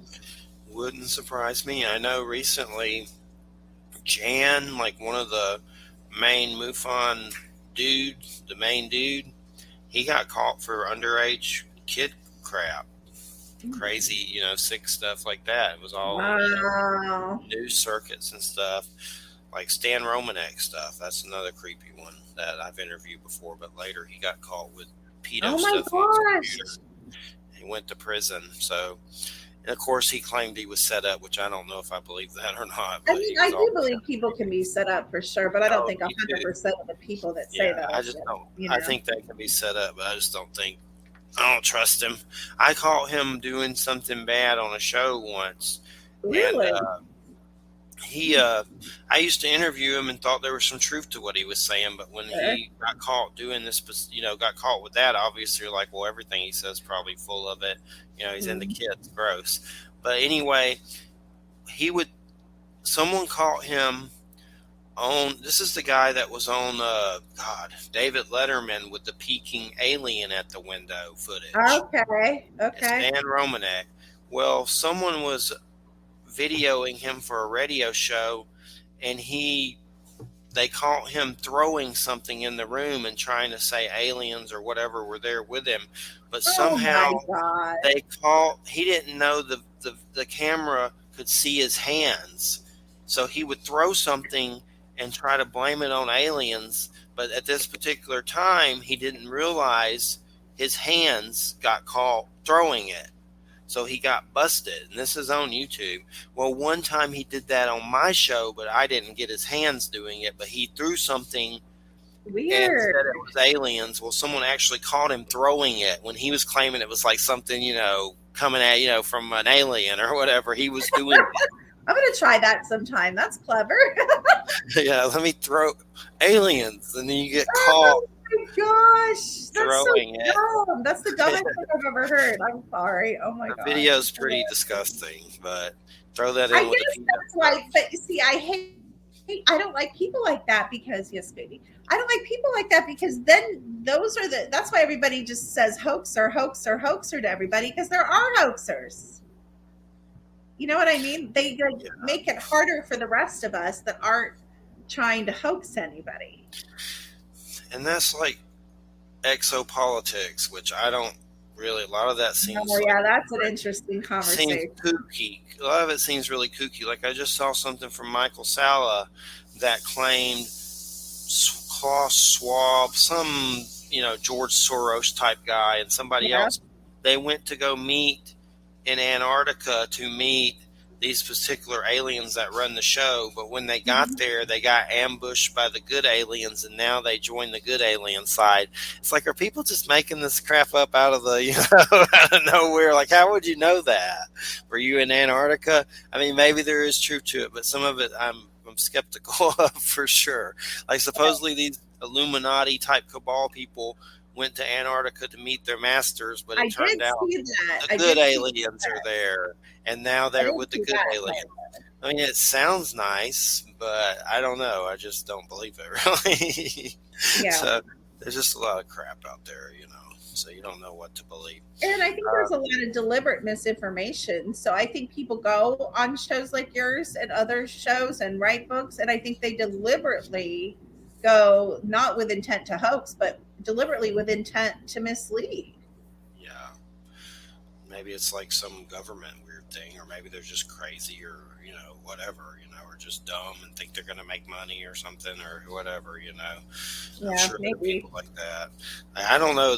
You're a rare being to make a lot of money doing this. Maybe like No, a. I don't make a, I know. I I don't know make that. money. Exactly. Me neither. That's what I'm saying. So there are a few like maybe Nick Pope or Richard Dolan or something, Oh, I something agree, like but they that. make me suspicious. I mean, the people that make a lot of money actually make me suspicious. Like Michael Sala, I think he makes a decent amount of money, and he also Yeah. looks super creepy. Like he has enough money to. I'm a little snarky. I just have to say that. But I think he looks like he has enough money to have plastic surgery too. So that's a lot of money. That stuff isn't cheap. Yeah. So he They just looks and weird. Alfred Weber's another one that's kind of creepy. That I've had him in a long time ago. I told them that I didn't. Alfred Weber and Andrew Basago. I told them that I didn't believe that Obama time jumped to Mars, or something. And the first thing they said to me was, "I work for the cabal Satanists," just because I don't think Oh, Obama that's because you don't went to agree with their Mars. point of view or what they're saying. They accused you of that. Yeah, I'm a Satanist just because I don't think Obama time jumped to Mars. Dumb that they said that. Maybe he did, but I don't know. That's kind of I guess you know what I just think we need to be more in allowance of others' beliefs. It doesn't mean we have to change yeah, ours, but I think we need to allow people to believe or not believe or think what they want to think. Like I think everybody's too busy trying to control everybody else and convince them. It's dumb. It's just dumb.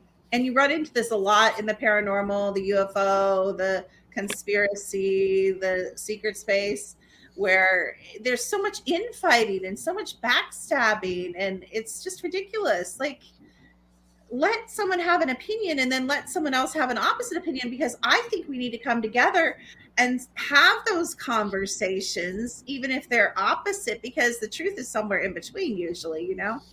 yeah. And I know Wham's familiar with this case, that Emma Woods case. That was kind of weird. Who was that guy? Wham David, or no, the guy that was doing the hypnosis and like make her dress up in weird stuff or something weird. That Oh was yeah, oh yeah, oh yeah, yeah. that was a big to It was do. it was some kind of it was sort of like BDSM kink sort of disguised as paranormal stuff or vice versa or something. It was very This strange. dude was hypnotizing this lady, and he was a pervert at the same time and make her do Yeah. weird stuff. And it was a big UFO case. Emma Woods, look it up sometime. You'll Oh, see no, all kinds of crazy that is crazy so things. But weird.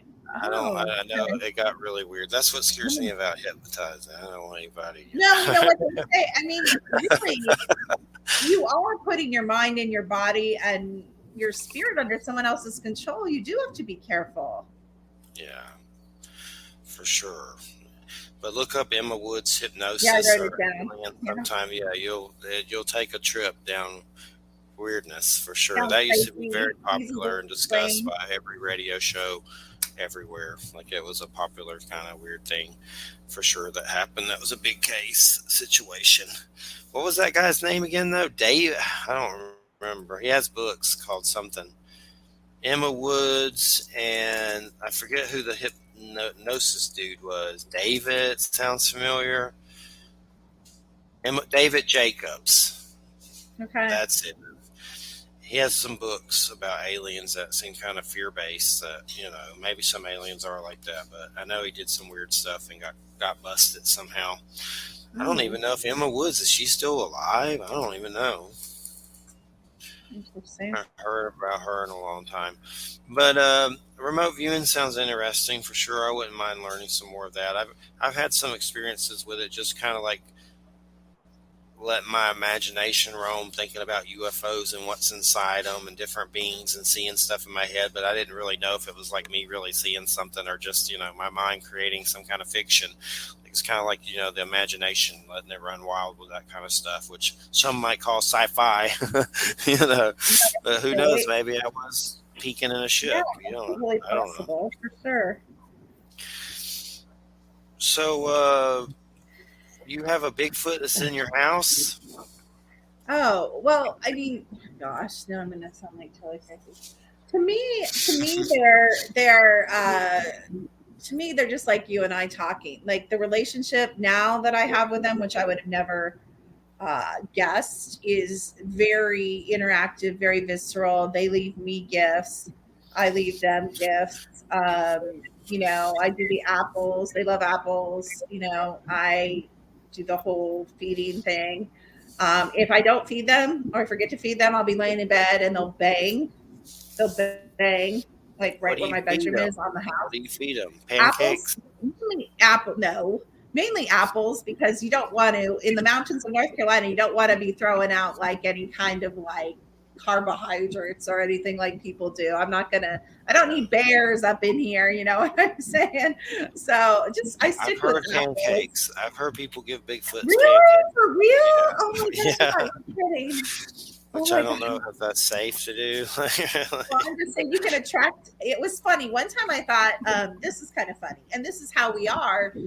You have a certain thought in your head. So one night I'm like, oh, I thought they were eating like these apples I were putting out. And my security camera went off. And I'm like, oh, good. I'm going to catch them on the security camera eating my apples. No, it was a possum. I'm like, darn it. But I do know they do eat the apples. But just that night, it was one possum. And I mean, and probably I know the deer eat my apples too, but I mean, some of the places I put them, possum and deer can't get. But yeah, I basically have a relationship with them. It's like mind-to-mind communication. I get mad at them sometimes because they bend over trees to point to water, and there's places where they have their babies and they take down too many of my trees. I want privacy. I live in the middle of the woods because I want privacy. So I get mad at them when they take down too many trees, and I talk to him just like I talk to you, I'll tell you my sad Stacy Brown story. Oh gosh. It was good that I hung out with Stacy Brown. I mean, we're friends, and he's been on the show, but he came to my house to do a documentary on something. He filmed it, and he said I was great and wanted me to do more stuff. But then something happened to the audio, like a technical error. Okay. So they couldn't use it. And that was my first experience ever with TV. And I've never had one before, but it was kind of sad, but I didn't blame anyone. Things happen, but it was just kind of, they filmed it and then I'm like, cool, I'm going to be in a documentary. And then they get it back and realize something was wrong with the mic and it didn't record. But it was still a cool experience, but that was my first TV experience. I haven't had another one. It kind of bummed me out, but I did hang out with Stacy and we smoked a doobie, so that was cool. But anyway, I know one of his favorite activities. He's told some weird UFO stories that have happened that, at first on the show, he didn't used to talk about that stuff much, but he did have some weird ones that happened at some lake or something, but need to get him on again. He lives in this area. Him and his dad got that heat thermal video. I forgot he lives down there. Yeah. I hear there's a Skinwalker Ranch type place around here. I don't know where it is. Really? I would love to know what that is. Me too. If you ever hypnotize him, let me know. I haven't asked him, but I've heard rumor that there is something like that around here. Something. But I know him and his dad. I know his dad passed. God rest his soul. But they got that weird thermal video down here, and it looks like it's a Bigfoot, and it was on $1 Million Bigfoot Spike TV, and they won like $30,000 off that. I don't think they won the million or anything. I think they might have canceled that show or something, but they won it for research, $30,000, and it was this video, kind of like a weird caveman running through the woods, like something. I saw that. Yeah, that was a weird video. I mean, I think it was real, but it was definitely weird. It was like I don't know, I guess a Bigfoot, but it looked kind of like a caveman, but you could see it. It was a good video.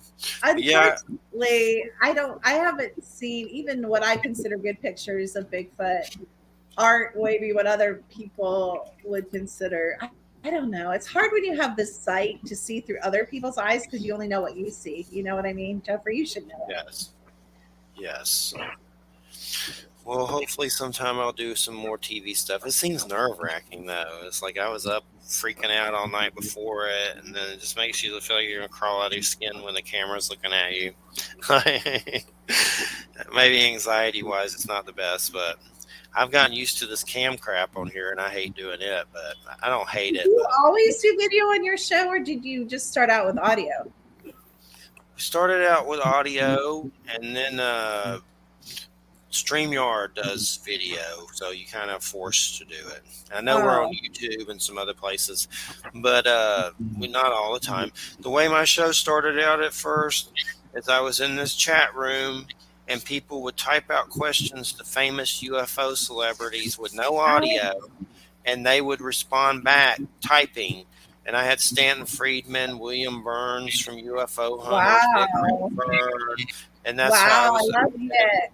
Oh wow. And people were like, "You should do a podcast." So I was like, "No, I don't like to talk." But here we are, 13 years later. Now I can't shut up. So You're great. Hey, You're great. thank, Awesome. thank you. So I mean, when it comes to the state of the world and all this stuff, it seems like things are really dark and crazy. Everybody seems like they're going through something. Just things seem weird. I mean, what do you think's going on? I mean, what's going on? I mean, pretty much what we see is what we get. I think.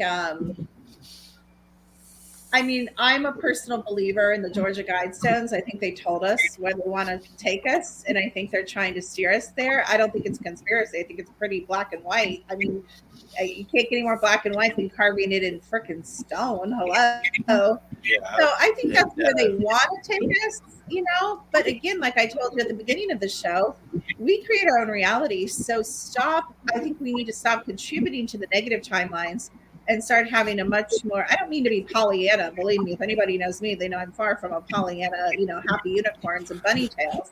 But I do think we can contribute a more positive, higher vibrational point of view than all this gloom and doom and arguing about, the stick and arguing about the disease that we have to get the stick for and all that garbage. Like, let's just go on with our life. Like, eat healthy food, strengthen your immune system, be good to each other, spend time in nature, meditate, and just kind of like Wham said. She said she has her own little world and she's happy in it, and she does her own thing and she doesn't bother anybody. And I just think we all plug into what they're saying, and I think a lot of it's not true. I mean, to be honest with you. I do bother people sometimes. I just don't care if I bother them. You do bother people? How do you bother people? I discomfort people occasionally. Sometimes my sheer existence pisses them off, and sometimes I like to poke people.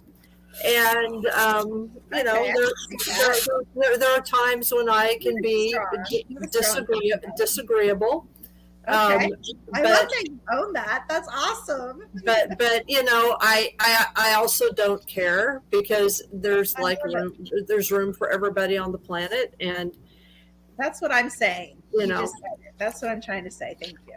It's kind of like a shaman that lives in the desert and he doesn't watch the news, or like one of those tribes that they find that doesn't have anything to do with society or technology. They're in their own world. You got to create your own world.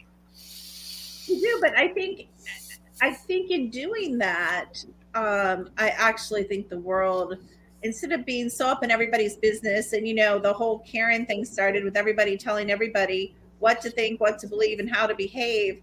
We just need to kind of mind our own business and do our own thing, and steer it that way, and quit worrying about what everybody else is doing and what might be happening. And I mean, most of if we get really honest with ourselves, most of our own lives are not in order on some level, whether it's health or our bank accounts or our family or our house, or I mean, we all have chaos in our lives that we can direct our attention to.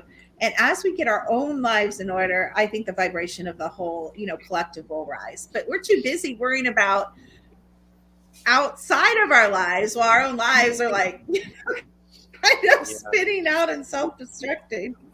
Kind of And the crazy. COVID So thing, and the COVID thing seemed like depopulation for sure. I mean, no doubt. I'm not gonna say what caused it or how it started. I don't know, but it's definitely depopulation for sure. Yeah, I said insane. from the beginning that's calling, Culling. I think it's a calling. And I think they've had many calling activities throughout history. I don't think it's the final one, and I don't think it's the only one. I mean, I drove from North Carolina to West Virginia a couple days ago, and there were chemtrails in, tic-tac-toe boards across the sky. Like, I'm sorry. I don't think that's anything beneficial they're dumping on us, So I just, until we stand up and say no more, it's going to keep happening. But I don't know. We've done okay. We're still here. We're talking. I don't know. It's not that bad. Well, everybody say a prayer for our moving tomorrow. If I can just make it past that, hopefully the anxiety will die down a little bit. Like, there's a lot of crap that's got to be moved tomorrow. I'm just like, God. My brother's coming to help. There's a lot of lifting and just so much stuff. I'll be glad when we can just get past tomorrow and get that U-Haul back to where it goes, and that'll be a big move, and hopefully the anxiety will go down a little bit more, hopefully. And there'll just be some other stuff to grab that'll be easy once you get the big furniture. The weirdest part is still trying to have computers and use them here while the furniture's gone and the bed's gone. Have to use an air mattress and stuff. I've done that. I've sat on the floor and worked on a bare floor with nothing in the house. I've been there. Yeah, that's going to be the crappy part for sure, but it'll be a big step tomorrow. So hopefully it's a safe journey and goes by fast and we don't stay up late freaking out from nerves and get to actually rest and then wake up at 9 a.m. and do the crap that must be done tomorrow. But it's been great having you on, Kimberly. And what's your website? Is there anything you'd like to plug or anything? I mean, just secrettoeverything.com, poke around there. You can, we offer scans on quantum technology and all sorts of things. There's a bunch of free stuff on there and a contact form if you want to get a hold of me. So that's it. All right. Yeah, and send me some of those pictures. I love looking at that. Oh, yeah, thank you. I know you're going to be busy, but in the next couple of days, I'll try to get some together. Yeah, and send that'd be great. I love looking at that kind of stuff. I'd like to check them out. I'd like to get some more stuff like that. It's just a lot of times when these experiences happen, they're so fast, you don't even have your phone. True. So it's very true. You got to figure that part out.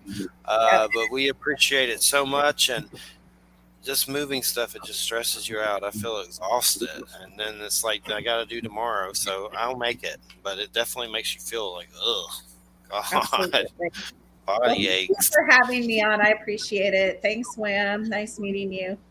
Nice to meet you. Wham, and everybody, I hope you have a good Christmas. Watch out for Krampus. We saw that movie. I saw that movie again recently, my Michael Daughtery, about Krampus. It's really good. If you haven't seen it, there's a naughty cut out. It's by the same guy that did Trick or Treat, which is a good one with that little baghead Sam that goes around with the little sucker. But it's called Krampus. It was really good. It's actually well done. Krampus. It's the naughty cut came out. But if you need a good the naughty cut. Yeah, it's the naughty cut. But it's a good horror. It has Toni Collette in it, which is a good actress. It has a bunch of good people in it. But thanks so much, Kimberly. Thanks, Wham, and we'll be back January 7th. So Merry Christmas. Holidays, everybody. Watch out for Krampus. And send me good holidays. All right, take care, and we'll see you January 7th. Time to go move crap, even now. Good night, everybody. Good night.